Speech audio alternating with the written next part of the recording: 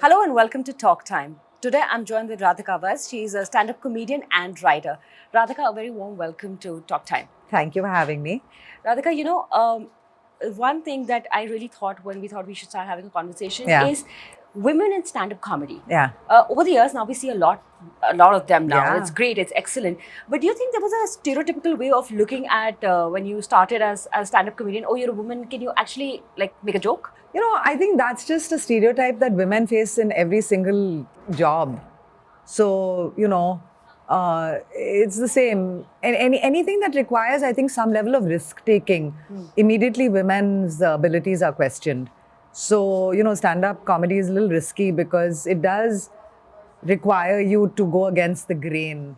Women are not meant to be laughed at. We are meant to be admired for our beauty. And so if you're already saying, no, forget that, just laugh at what I'm saying or what I'm doing or how I look, putting yourself out there in a very different way, you will be questioned for it. And a lot of people just write you off immediately. I mean, there were so many articles I remember that would keep getting quoted to me by journalists like, oh, this so-and-so person said that women aren't funny and women aren't this. And I mean, there's so many attitudes like that, but what do you do here? How do you think that has changed in the last few Of course, it's not changed. Not at all? I mean, it's changed in a little, it's changed because a lot of us are funny and we've been around now for 10, 15, 20 years and in the West for longer. So there are people who were like, oh, you are funny. Oh, okay, you're funny. Oh, she's really funny. Wow, so-and-so female is really funny. So it's changing slowly, but most people come to the table with the same old attitude. Okay. And what do you think it is really required for this change? We were just on the staircase coming up. I said something to you and I'll say it now. I'm very curious about parenting. And the reason I'm curious about parenting is because I am not a parent. I don't have children. And I believe, maybe wrongly, but I believe that the only hope we have are parents, because nobody can tell your kids anything except yourselves, So there's school, college, our politicians, our television stars, our comedians, none of us. It's only up to parents. So I almost feel like feminism has to be taught at home. So if you raise your male and female children to understand that everyone's basically equal. People still think feminism means women are better. No, we are the same, that's all. I am the same as you, you're the same as me, that's all I'm saying. So if we can raise our kids from the beginning to know that everyone can do the same thing, kid. Like you and your sister can do the same thing. You and your brother can actually do exactly the same thing. And then have that in the household coming up, That's the only thing. We have to change everything at grassroots. And that is what is actually very difficult, because majorly on major households, it's still the thought that the son will go out and get something and the daughter will still go to the kitchen to get a glass of water for the guest. 100%. I've seen that my friends and so many of my friends are highly educated people. The kids are educated, yet go get auntie's tea, Yeah. And meanwhile, the son's sitting like, shut up, get up, you get up and get it.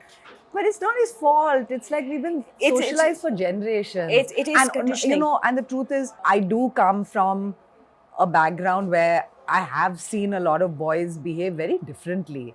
Yes. So I know that that's not, it's not a male-female thing. It's how we've socialized ourselves, Yeah, that is obviously there. And I guess a very important thing is also... And I'm always very sensitive because, I see a lot of men standing around us right now. And, I'm sure they're lovely. And I don't want, I don't want to be the person to say not all men, because I hate that not all men. I was like, come on, stop saying that. But there is a thing where we've just treated men differently. And I think we have to stop treating women differently. That is very true. To teach people to be equal is for us to understand that everybody is equal. The most common thing that we all hear, oh, she's just like a boy. She's just like a son. Yeah. Why does that definition have to ever come? She's just like a daughter. Why does she have to be like a son? I completely get that. Moving from the topic of gender, topic of stand-up comedians. Yeah. Something, do you think, Radhika, the tolerance level of people in general, and I'm not just talking about our country, just in general, if we look around, has just reduced? Be that on any social media platform, We were just talking, I was telling you I was getting Yeah. trolled for something which I didn't even say. Yeah. So it's just Don't say it again because you'll get trolled again. Yeah. yeah, but it's just that, and it's nothing to do with gender No, over of there. I would course say. not. Yeah. Women do get trolled for a lot of things. Yeah. They don't do if their Yeah, husband yeah, does yeah, it, yeah, and yeah. if Virat Kohli gets out, it's Anushka's problem. It's her fault. So all that is very different. But for stand-up comedians, do you consider that the level of tolerance in general has reduced now? Okay, so here's the thing. I first of all feel like there have been a lot of things in the news about stand-up, but some of the people who've even been in trouble weren't even stand-up comedians. They were just on a stand-up comics show or whatever. It's not even just stand-up comedy. Like, we're just talking about cultural commentary, and is cultural commentary being judged harshly? Cancel culture. That's really what we're sort of discussing right now, right? Now, listen. There was a time when I could and I would say things about, say, transgender people. I thought it was funny. I thought I could make that joke, and I did make those jokes. There was a time when I have made a joke about. It actually was a joke about how society views women, but in the joke I spoke of children with special needs. Okay. And I didn't speak of them like that. I spoke of them in a way that now I would not use that word.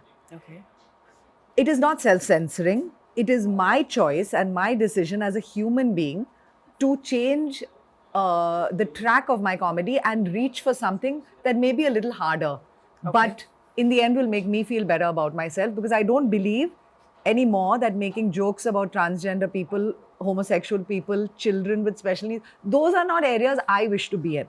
Absolutely. Now, if another comedian were to make that joke, I would not defend his comedy, because now to me that's not even funny anymore. But I would defend their right to make it without being cancelled, because there is such a thing as freedom of expression, and I am what they call an extremist, because I believe that you can't say this is okay, that's not okay. I think part of the problem a lot of people have with what they're calling the woke culture is that, now we can't say anything. Yeah, there was a time when, come on, I could make a few jokes about, a woman being good looking like I could tell a woman, oh, you're sexy, or you're hot, or, about a woman's assets, but now I'll get cancelled if I do it. Yeah, dude, you will get cancelled. And good, because why should you be making those jokes? Is there nothing else you can joke about? Why don't you joke about your man friend who could also maybe have some assets? May have some assets. How come those jokes are not funny for you guys? So I just feel like, on one hand, I agree that there's maybe a sort of line that now an imaginary line that we're all a little worried about crossing. But yes, I don't think someone should be sometimes fired for saying something. But at the same time, what did he say? What was the context?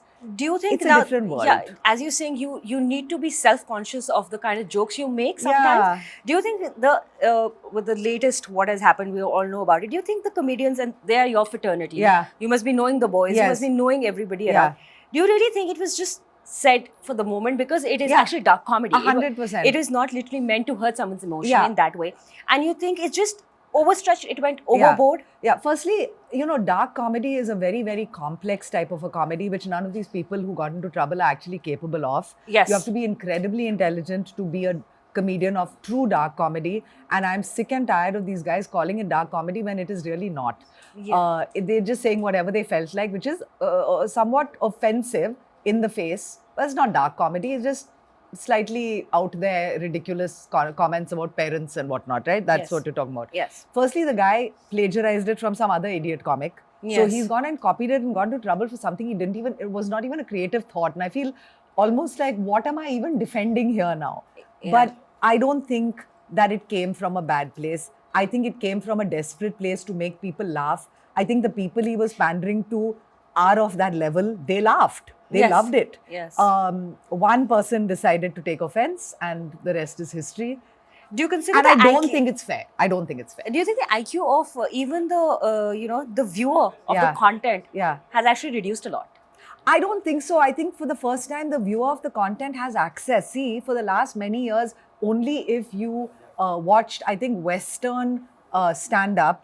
Did you know what stand-up was? We didn't have stand-up as a cultural phenomenon in our country, right? So anyone who had access to that were watching whoever they were watching, but it didn't make them better or more sort of, they were not, I wouldn't say they were the tastemakers, because a lot of them were watching horrible, trashy Western comedy. So I don't think the IQ has reduced. I think it's just, listen, the world is like this. You have 10% real stupid people, 10% very, very clever people, and the remaining 80% of us are in the middle somewhere. Yeah, that's true. That's the group of people that are watching this stuff. Interesting, very interesting, Radhika. We are out of time, but you know, one thing that you would tell these nowadays stand-up comedians, you know, unfortunately, we have all these reels full of people going there. They are not funny. Yeah, a lot of people aren't funny. And there's a lot of abuse that is used. There's a lot of crass language that is used. There's a lot of content which is, I don't know. I mean, people do laugh at it. I'm sure that's why they're making it. Where do you think that is missing? Like, you know, the good, fun, classy comedy, if you put it, if there is something like that. Listen, taste is something that's subjective. You know, for me to say so-and-so's not funny and so-and-so's not funny, that's my personal opinion. But if they have 2 million followers online and 1 billion views on I mean, who am I to then, you know, judge with my 2,500 followers or whatever? It's like, oh, she's just bitter, and I am. But, you know, it's so subjective. So for me personally, I am always just happy that comedy is getting any kind of viewership, because I just believe that, okay, expand the space, keep expanding the space, keep doing whatever you're doing, because at some point, the good stuff rises to the top. And if more people come out to the clubs to support the good comedians, you will see better comedy. If everyone just watches the reels that are getting traction on social media platforms and makes a choice, makes a judgment that all comedy is rubbish because of those reels, you're wrong, because there are good comedians out there who are working really hard. Come out and watch us. Okay, it's time for you to come out and watch Radhika, watch some good comedy, have some fun, and have a little laugh, which is most fun. Thanks a lot for talking to us. Thank you so much.